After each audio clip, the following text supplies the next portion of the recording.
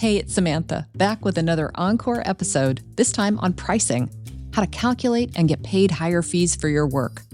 I'm reissuing this one for one reason. I want you to be rich.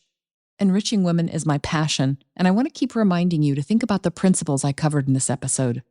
Not everyone is comfortable bringing up money with family, friends, or colleagues, but please find just one person who'll talk about money with you, who'll challenge your limiting beliefs and celebrate with you when you close deals for ever higher amounts. Be sure she hears this episode too, so you both know what to look for. May you be richer in all ways.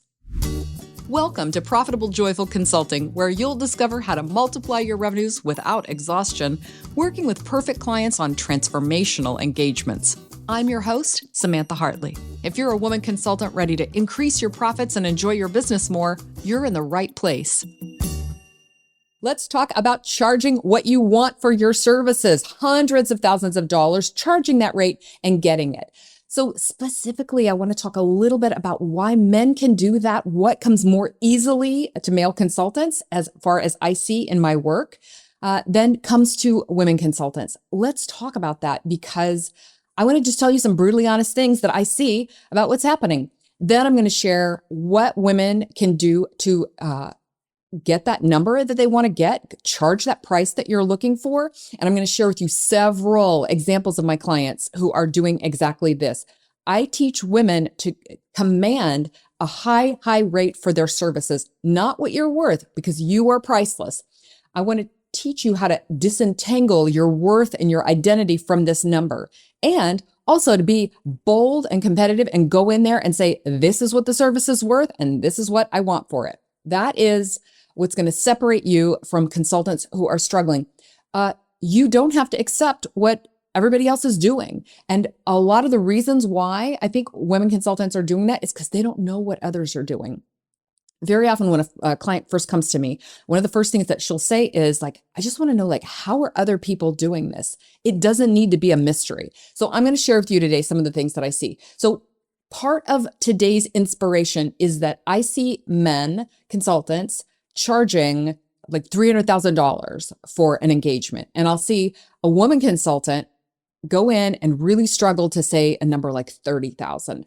And if I look at what they're doing, the work is similar. And really the only difference is that one is a guy who feels like he can do this. And one is a woman who's struggling to kind of get her head around and her confidence around that number. So the men tend to be more confident. Well, what else is true? Well, if we're just going to look back at the gender thing, in general, a lot of times men are the breadwinners in the family. And so they just feel like they're entitled to go in and they kind of have to go in and get these big numbers. And so they do. I think men tend to take things less personally by and large. I do know some very sensitive men. Listen, I know gender exceptions to everything I'm about to say. I'm just talking gross generalization and as things are, broad strokes.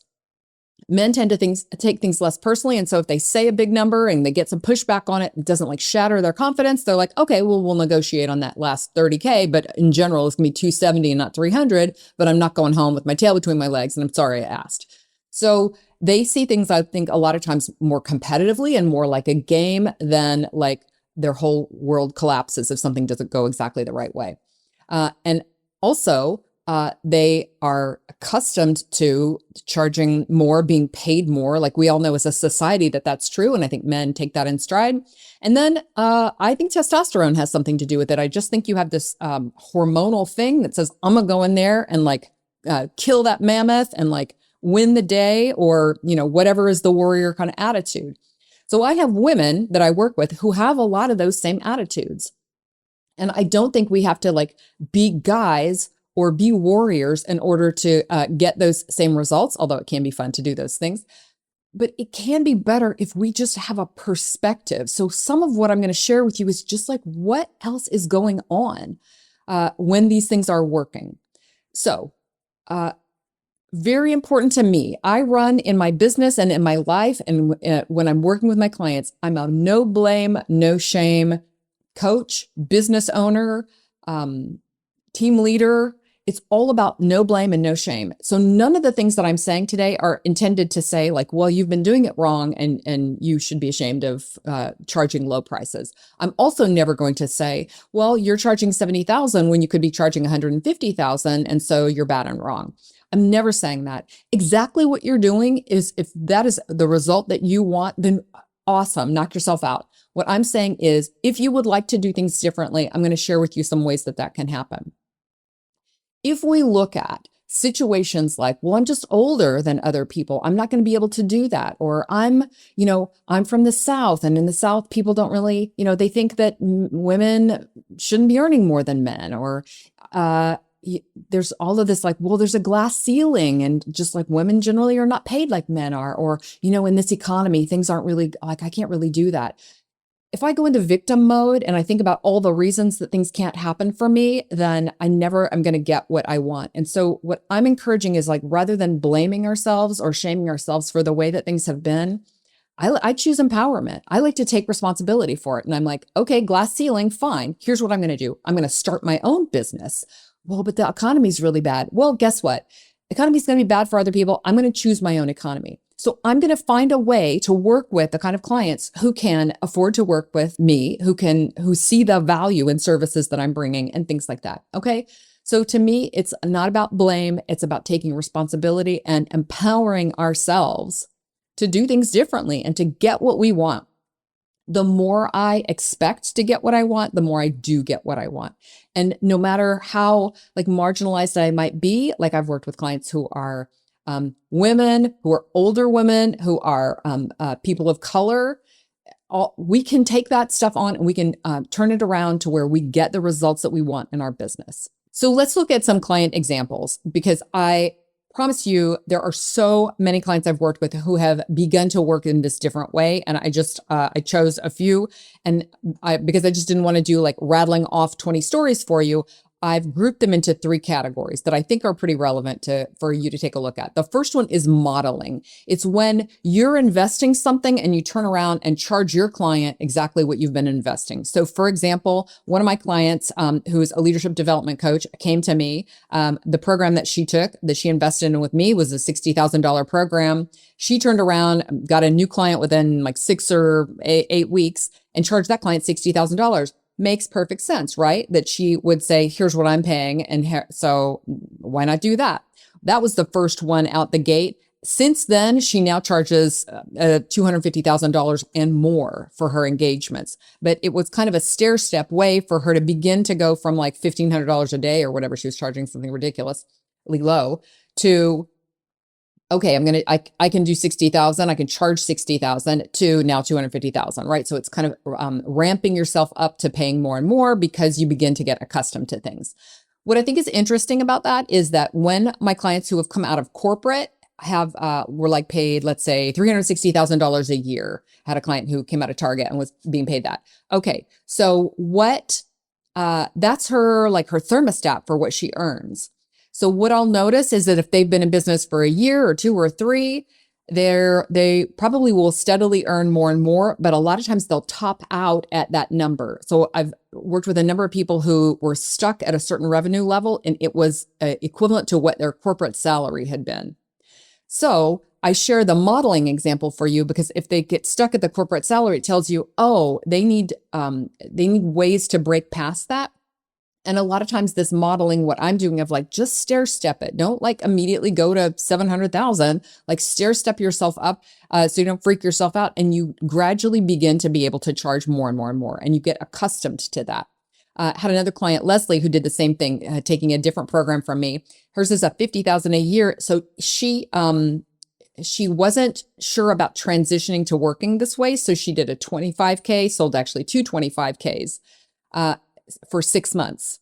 So it's really a 50K, but she's not sure if she wants to work this way, if it's going to, maybe the price is actually going to be a little too low that way. It turns out she thinks it is, and she thinks she can charge more for it.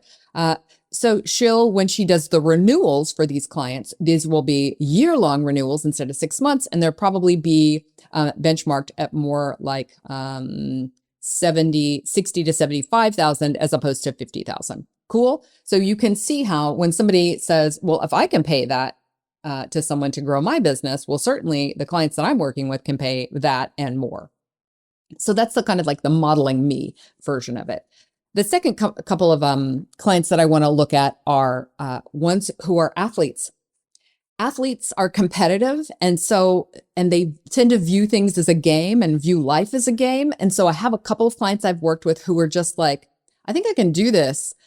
So my client Patty, when she first came to me, she's doing CFO services, and when she first started with me, she was doing like a little bit of work she would do for her clients would be, and I say a little bit because she wasn't doing like year-long transformational engagements. She was just doing like little projects for them. And it was like $2,500 or $3,500 a piece. And so as you know from hearing me, like I'm going to want her to do year-long engagements. I'm going to want that to be way more invested. And she was looking at on a monthly basis what they'd be paying. So she began to charge, higher and higher and higher. And she tells me that the first time that she did I think it was an 10 or 11,000. She was like, well, I was nervous as shit that they were going to say no, but then I just stayed with it. And then they said yes. So once you've got the adrenaline high of like, wow, I just sold that in, then it can turn into more and more and more. So she's doing fractional, a department. She's doing fractional services, which is something I'll talk about in a second. But that kind of competitive spirit, I think, is what emboldens her every time to be raising her prices and keep raising her prices. And I think there's somewhere 15-ish a month. And she has several clients at that level. So that bottom of the revenue pyramid, the way I teach to do that, she's definitely doing that. Another client who came to me and said, I'm working with, I have this opportunity and I don't know how to price it. So when I looked at who she was working with and what she was charging, it was, in the 60s and 70,000s. And so we talked about this new opportunity. And I said, this is another sporty woman, super athletic, super competitive. And so I said to her, what do you think for this one? And she said, I think it's probably about 125,000, but I'm not sure. And the more she told me about it, I said, I think it's actually about a $400,000 engagement. And I think you could do a lot more, but I feel like probably 400,000 is what you're going to be comfortable with. Sure enough, she went and sold that in for $400,000.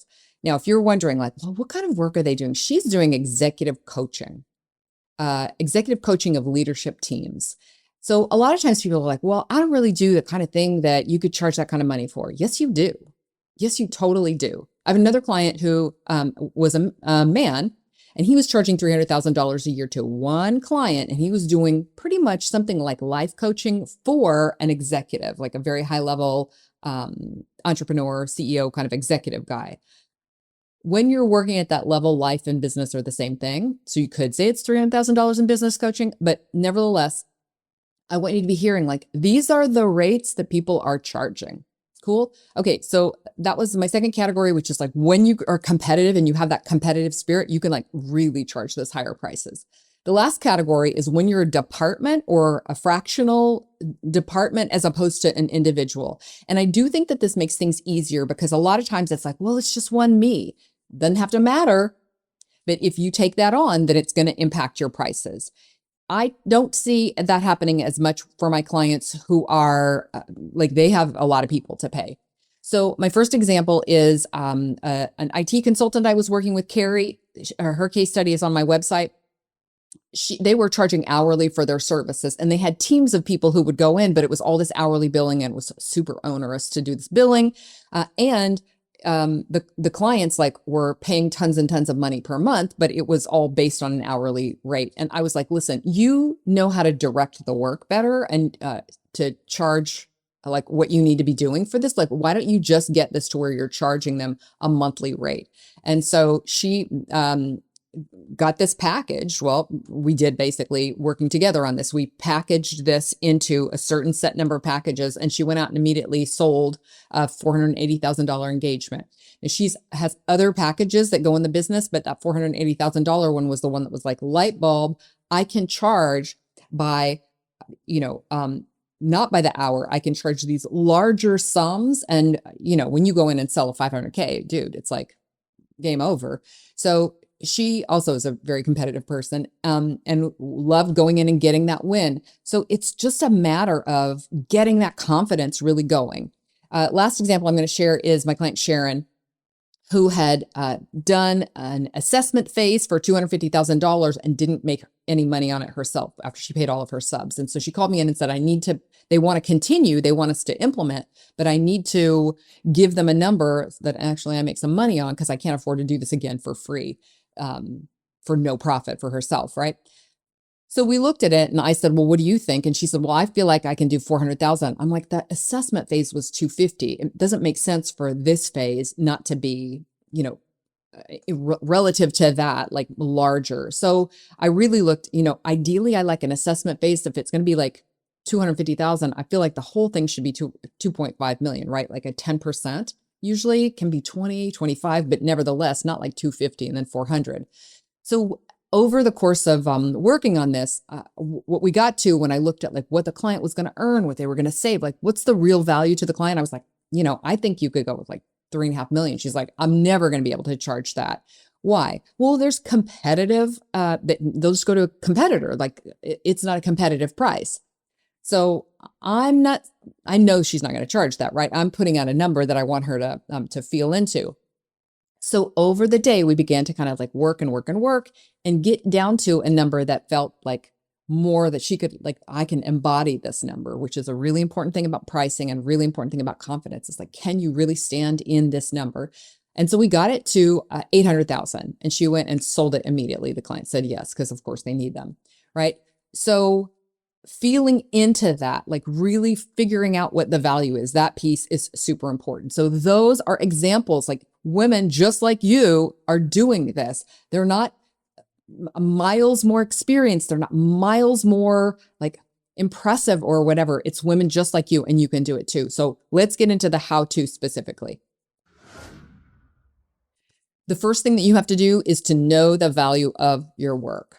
So you can hear when I'm talking to the clients about setting the price, it's like, what's the client going to earn or save as a result of working with you? What's going to be really different? What's the measurable income or outcome that they want to have happen? Now, if you're doing something which is with softer skills, they'll still be able to do or have something different after working with you than they could have had at the beginning. So figure out what that is and make sure you articulate it. The client is not going to connect the dots on their own. So you have to know the value and communicate that value. Perspective to me is another thing that I think is really important. Like, what are other people charging out there? And if you're going in and you're saying it's 30,000 and you have a client or a competitive bid from a colleague saying, I think I can do it for $300,000, people are going to choose the confident man. And sometimes they're going to choose the confident woman. I went in, this is years ago, by the way. So I went in on and pitched an engagement where my closest competitor had bid 15,000. And I was like, I think this is a $60,000 engagement. And the bank who's president who said yes to me and accepted my offer said, when we saw the other guys, we realized he didn't understand the engagement. So they don't always choose the cheaper alternative. They choose the one who has the confidence in what they're doing. And sometimes something that is more expensive seems more valuable. Like it makes a lot more sense. That bank president told me like they had to take a big gulp because it was like a lot of money for them. It was more than they intended to pay, but it didn't cause more than they intended to pay did not cause them to choose the cheaper option. Okay. So have some perspective on what is possible and what you could be charging. That's not going to happen in my industry. Well, that doesn't really happen for me, or my situation is different. If you say something, if you make excuses about what is possible for you, then that's going back into the victim role. And I'm asking you to empower yourself and take control, take responsibility and take control of what is possible for you and go in and command these prices. Here's my caveat.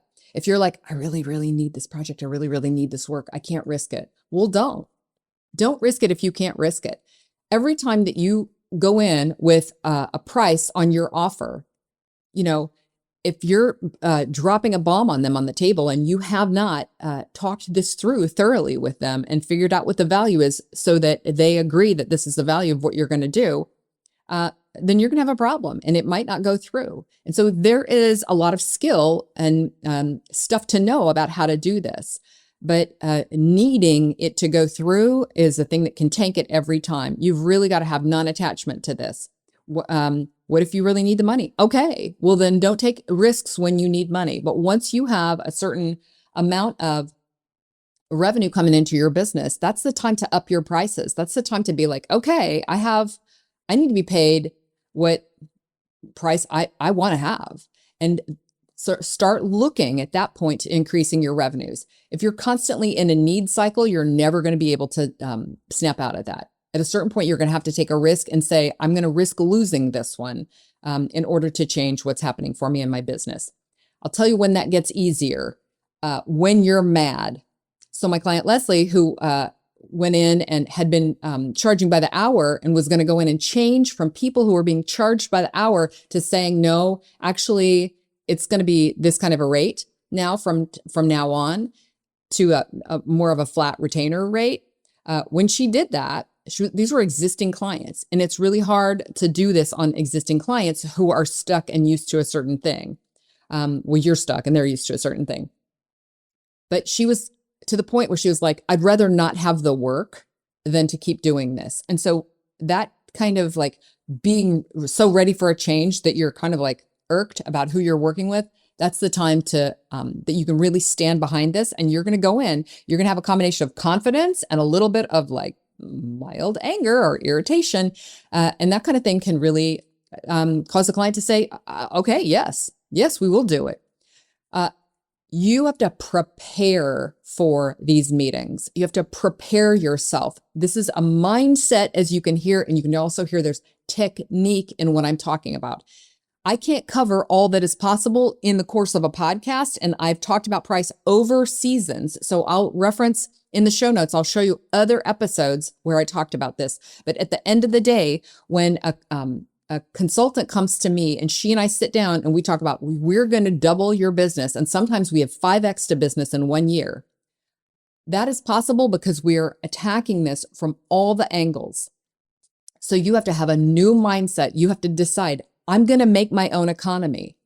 I'm going to shatter a glass ceiling. I'm going to take responsibility for my results. I'm going to learn about what else is happening with what the clients are paying and what other people are charging. I'm going to find that out, and then I'm going to act differently. You can get a different result if you choose to empower yourself.